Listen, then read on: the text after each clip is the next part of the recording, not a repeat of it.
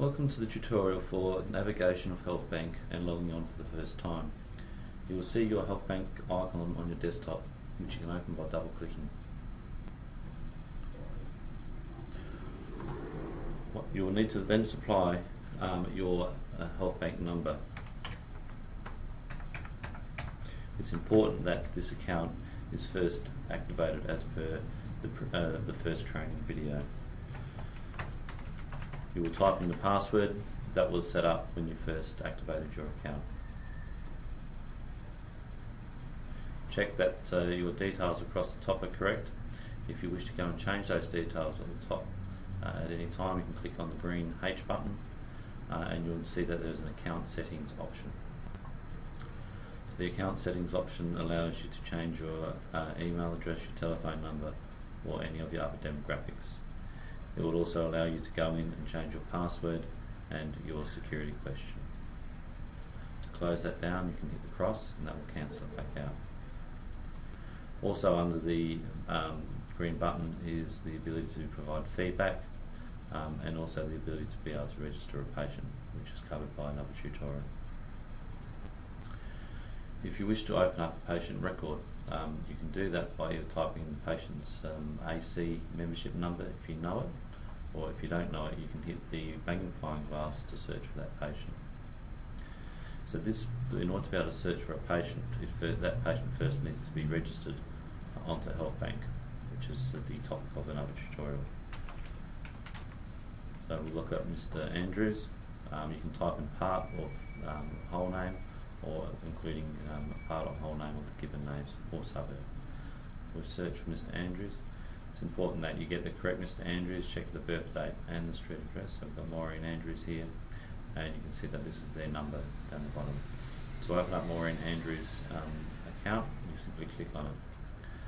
This screen appears if you are the doctor that hasn't been responsible for initially setting up that Maureen Andrews account. It's a security check. It's what we refer to as an override option, and it's simply saying that if you open up this patient account, that it's going to be audited.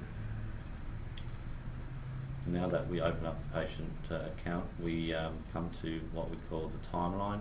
That is managed by a series of tiles depending on what type of documents are stored on this timeline. So for example, a specialist has stored a series of documents under for this patient. So if I click on that little up hat, it will then go into that particular panel and show you the documents within that timeline. So for example, we've got the referral, so we can open up that referral by simply clicking on the icon, and the different documents that are within that referral, which is only just the one PDF, we can open that by clicking on it, and we can see the referral.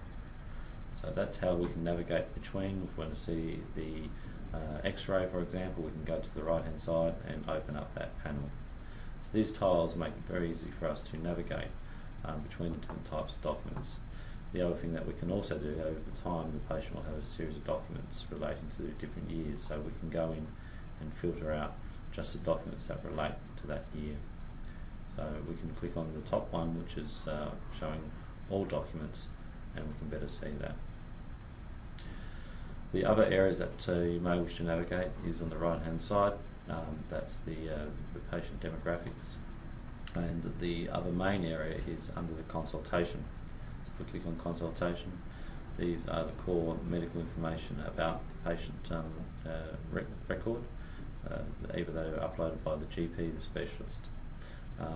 More often than not, this panel's not populated, therefore it's usually found in the referral letter that can be found underneath the Documents tab in the panels. Back to the consultation. If you wish to bring up these areas, you'll notice that these top hats again are available. So if I wish to open up the full medical history, I can do that by simply clicking on that, and it will bring it to the top. You'll notice that there's a series of ticks, which means that these have been added or verified by a doctor, because it is possible for the capacity of the system to allow patients to add information onto the system, even though that this is not being made available as yet. To be able to add extra medical items, you can simply choose the Add option in any of these tabs.